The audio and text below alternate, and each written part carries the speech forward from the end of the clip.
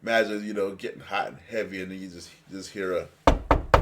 You're like, it's the fuzz. And then, what are you doing? We're praying.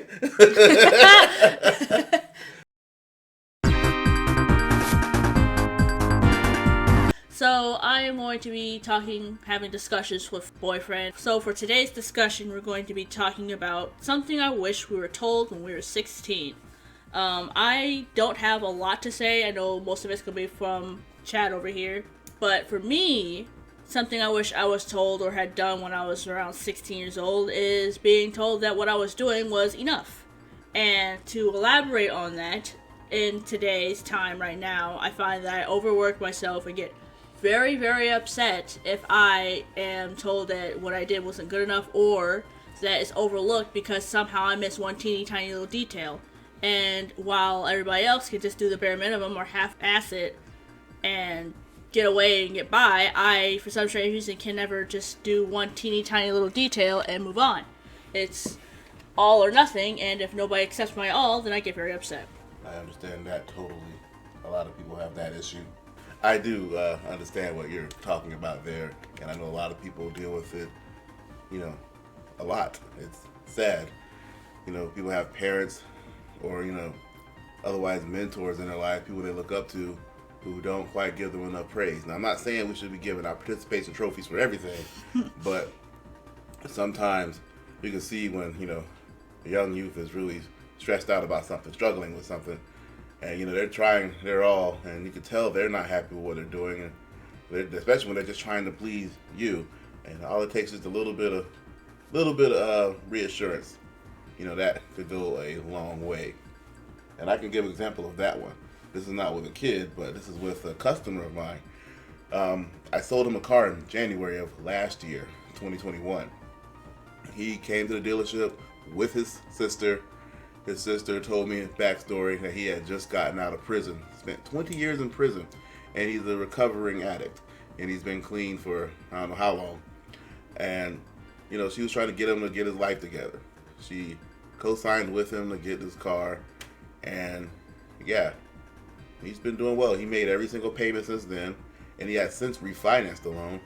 And then he came back to me about 2 weekends ago and bought himself a brand new car. Last one was a pre-owned. This one's a brand new. And he got a low interest rate. And I told the dude, I said straight up, man, dude, you're doing really well. Like, I'm happy for you. And I knew that went a long way. But, I mean, this dude really was busting his behind. And, nobody's going to be a worse critic on yourself than yourself. So, I know hearing it from me, he knows I'm a former cop, too. I know that probably means a hell of a lot. So, yeah. Just give your kids, if you got kids or you got little brother, little sister, give them reassurance every once in a while. Don't make them feel like they're the, greatest things to slice bread, especially if they're not, but make sure they know they're not the worst, because they probably think they're the worst. I mean, just the world we live in. Make sure they know that they're doing the right thing, they're heading in the right direction. So, yeah, not trying to preach at you, but just had to put that out there. Some people just need some reassurance. Thanks for that input.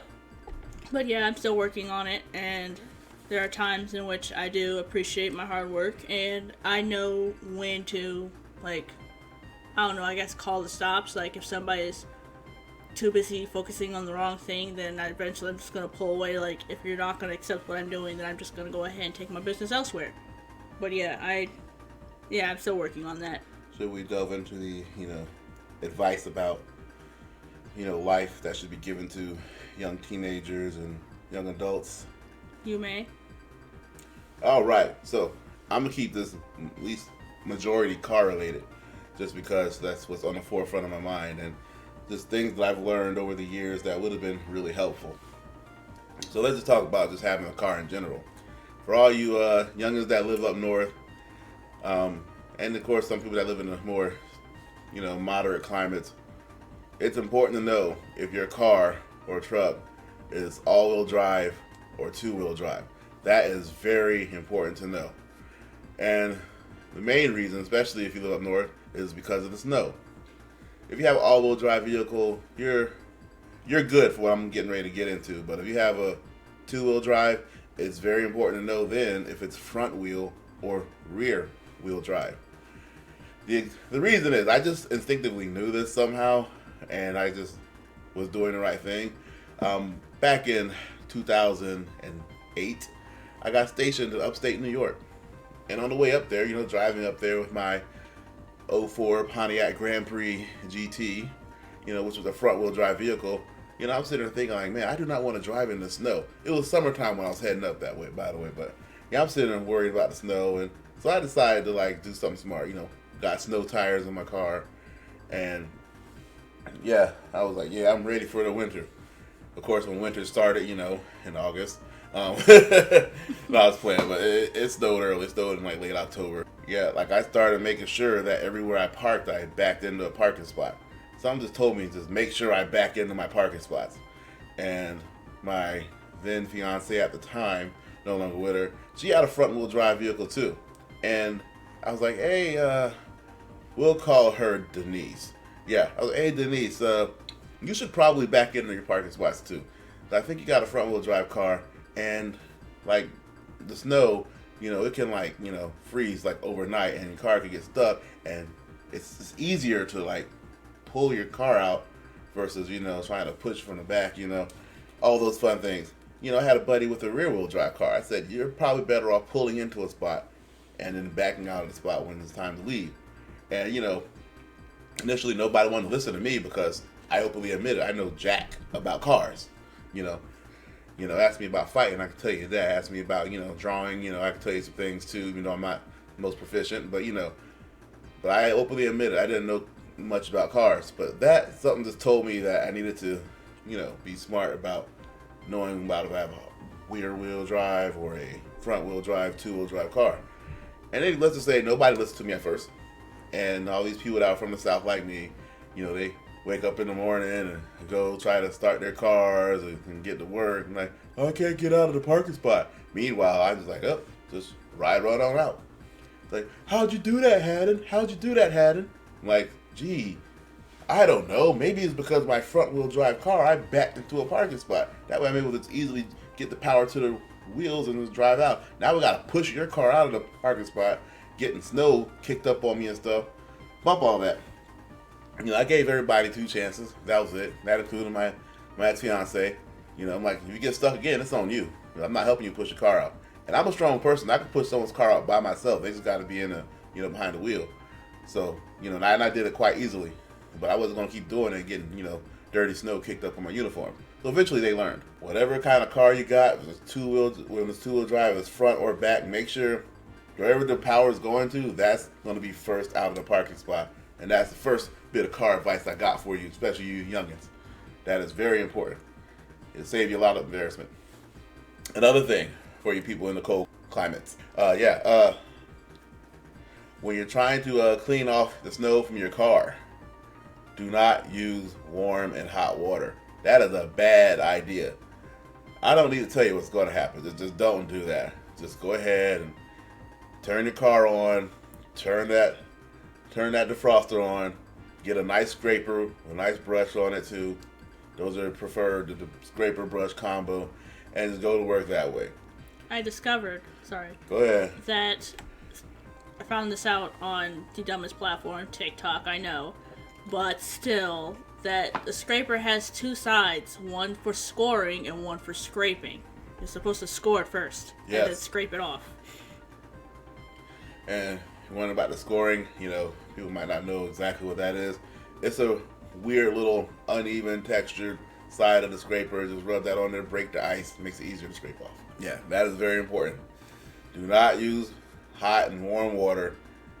Okay, honestly, you shouldn't use cold water. I mean, I have. Nothing ever happened to me. But it's recommended to not use cold water because sometimes the cold water might not be cold enough. So it's better off just letting the car do its own thing from the inside, trying to get warm, and you just knock the snow and knock the ice off. So, and then one more thing, this one could be in the warmer climates too, is when using your defrosters. This is something I recently learned, and I mean, I'm well into adulthood when I learned this. You may notice when you turn on your defroster, ice may melt on the outside, but all of a sudden you're foggy on the inside. And you might, wow, I keep a clean car. Why is my window so foggy? It's not because it's dirty, not even film buildup. It's condensation. So when you turn your defrosters on, just put the heat at maximum, but also push that AC button. Turn that on. Sounds counterproductive, but it actually does eliminate the fog that happens. Like, that is something I learned, and I decided to try it out myself. I was really shocked. I'm like, wow, I was keeping a towel in here just for that. I'm gonna have to try that out because I was today years old when I found that out, huh? Yeah, so it was crazy that how easy that is. But that's enough for the cold weather stuff, at least for now, unless something else pops up off the top of my head.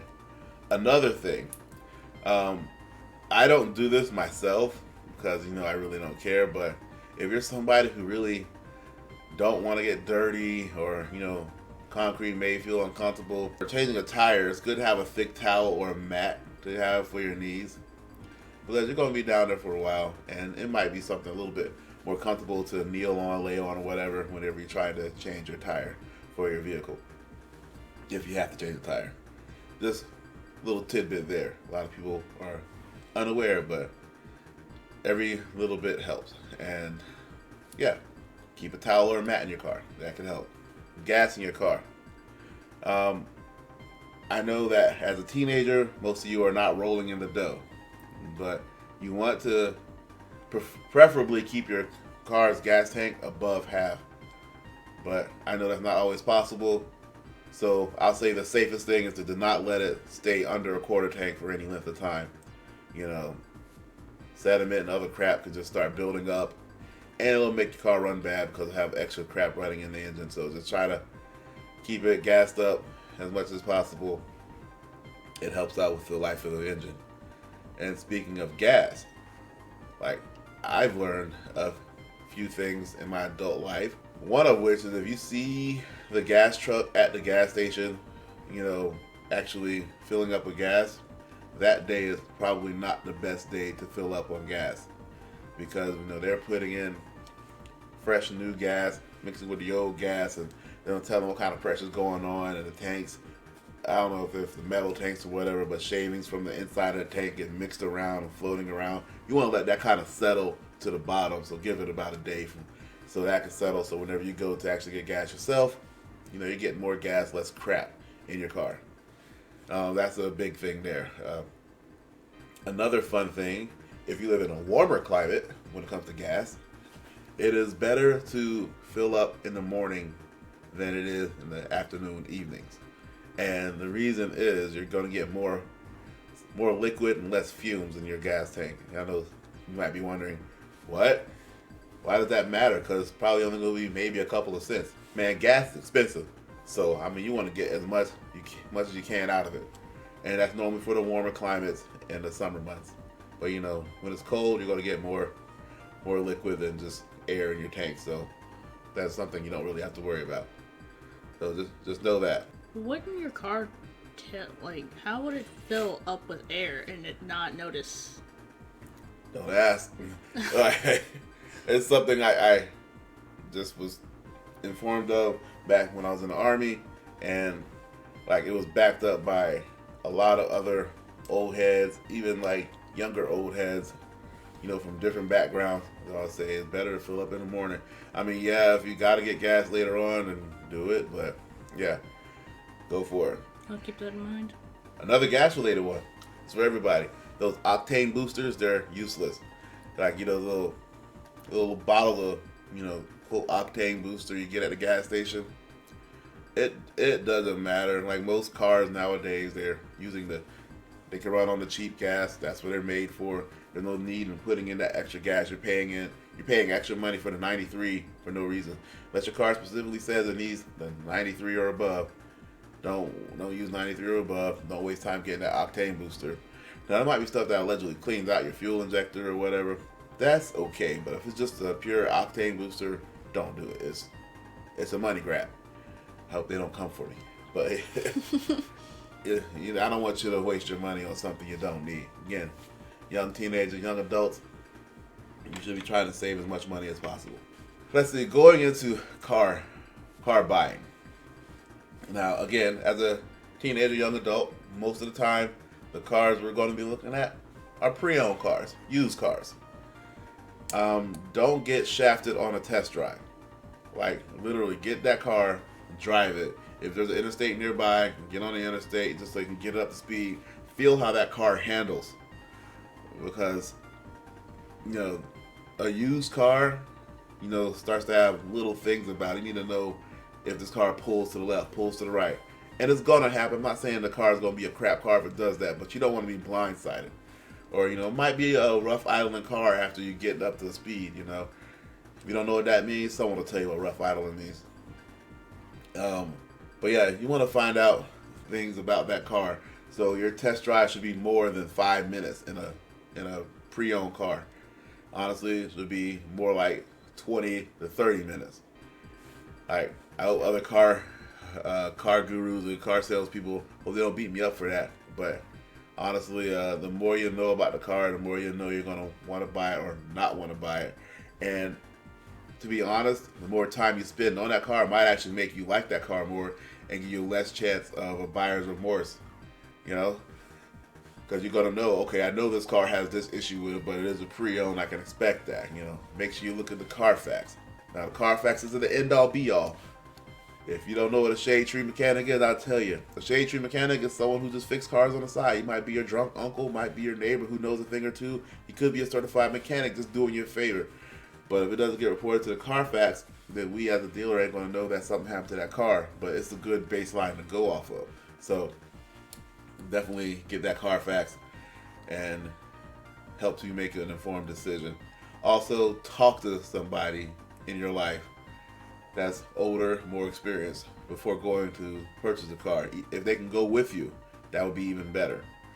And notice I didn't say talk to your dad or talk to your older brother or your uncle. If your mom knows about cars, she knows about cars. If it's a more experienced, older woman, then so be it. Like, you don't have to be a man to know about cars. That's a big thing there. So don't get shafted on a test drive. Have somebody experienced with you. And just do your due diligence. You don't always have to research every single car online before you go there. Especially if you're got enough foresight to know I'm only going to have this car for 2-3 years and I'm going to trade it in for something else. But you just got to know something about the car. Know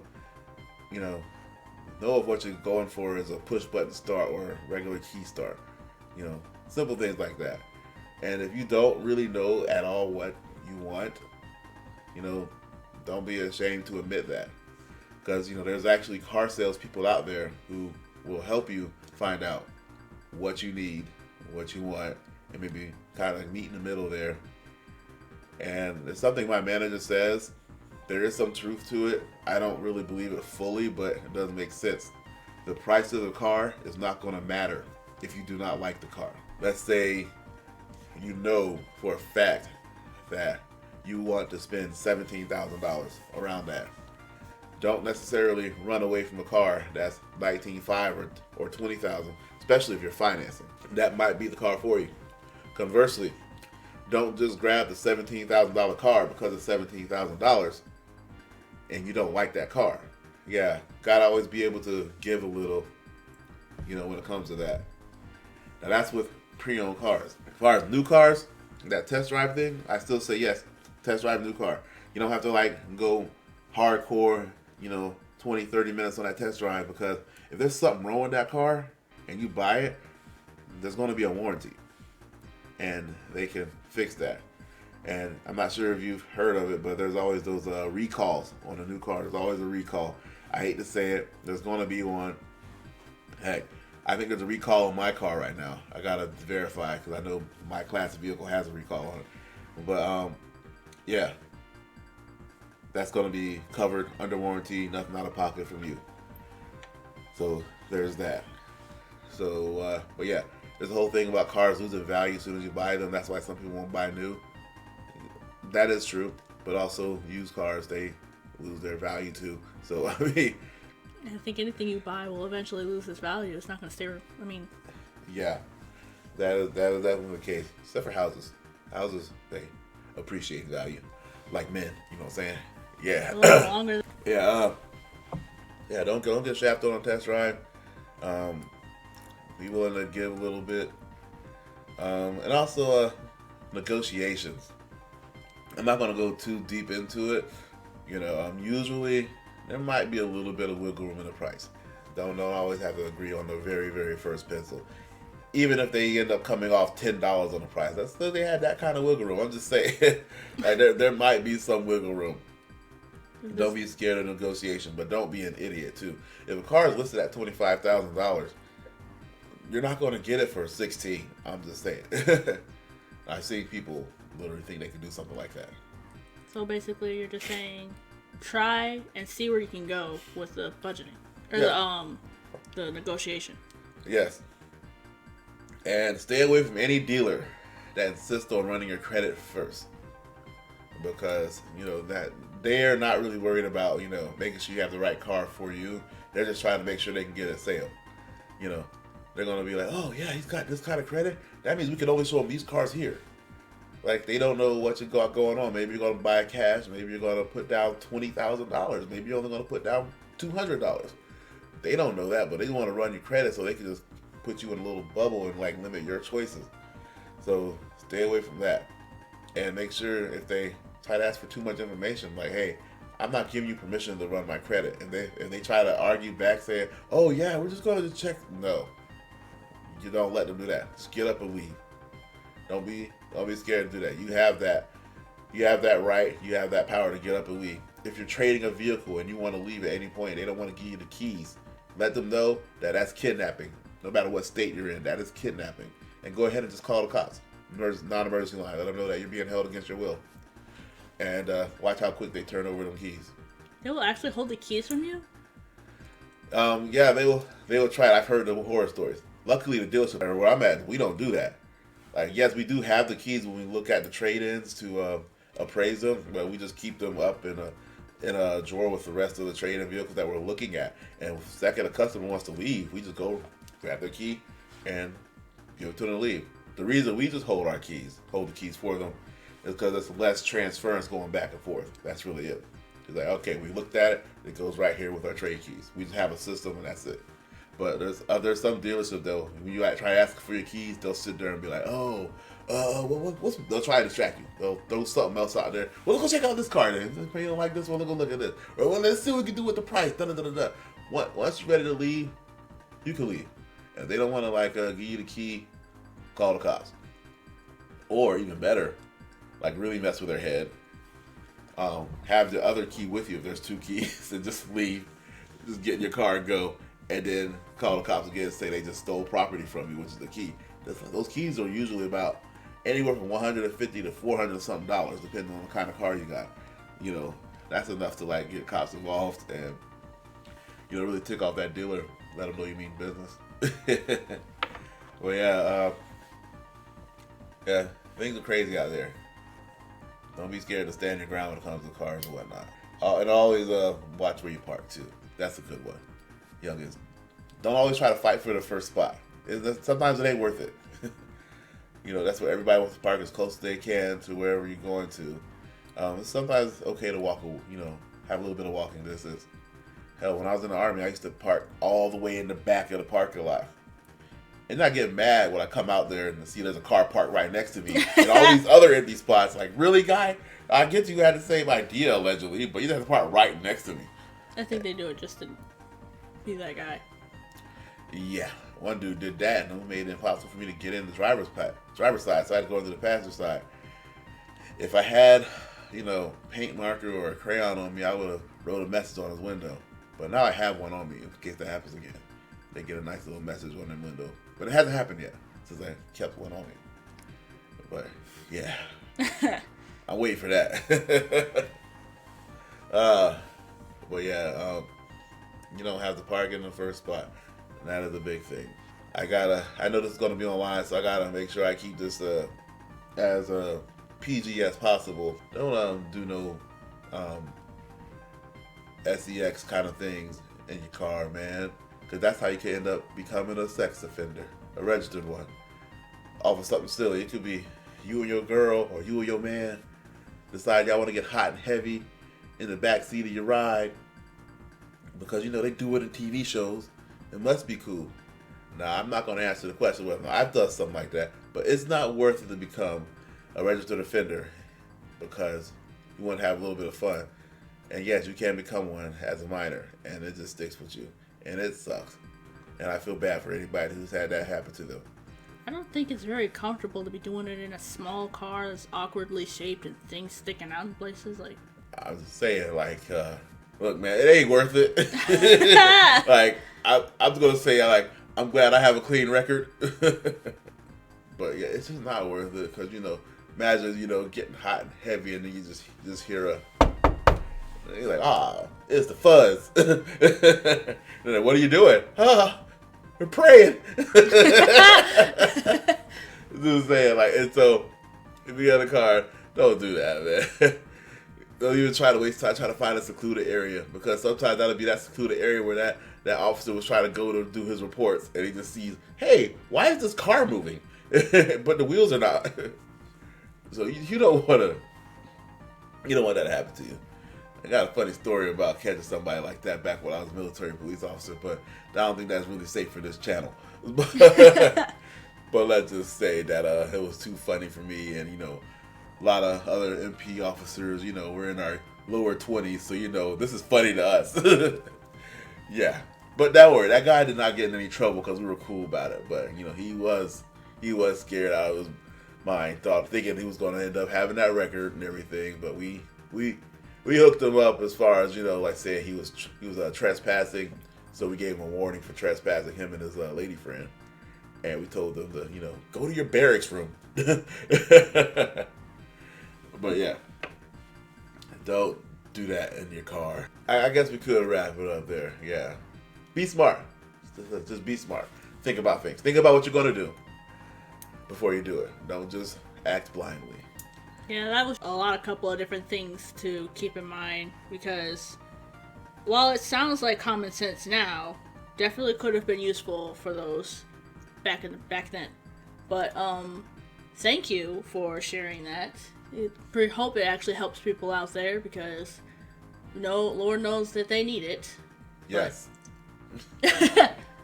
Anyway, so I hope to do these more often and to have different subjects and topics. I know Chad here has a lot of stories to tell. A lot. He's been around the world, almost literally. Yep. So, why don't you throw in your plugs over there, sir? So, I haven't really been that active on social media, but if you want to check out my Instagram or TikTok, both of those are I'm Chad Haddon. No punctuation, nothing like that. And yeah, you can check out, some of my haircuts. So I do cut hair on the side, draw some pictures, but I haven't really done too much there. I'm starting to try to get into advertising, making some mini commercials for the dealership for which I work. He's copying my editing skills. Actually, he's copying mine, because I got some videos of me cooking, so I'm just saying. If you want to check out, go ahead and look at it. Hey everyone, this is Leanne. Hope you guys enjoyed the video. Sorry if the video sounded a little dated, as I recorded this a couple months ago, but never really used it till now, so sorry about that. Be sure to check out Chad's information as he described in the video. I'll link it down below, along with checking out the giveaway I'm hosting on my Instagram account. Thank you guys for watching. Be sure to like and subscribe if you want more content like this.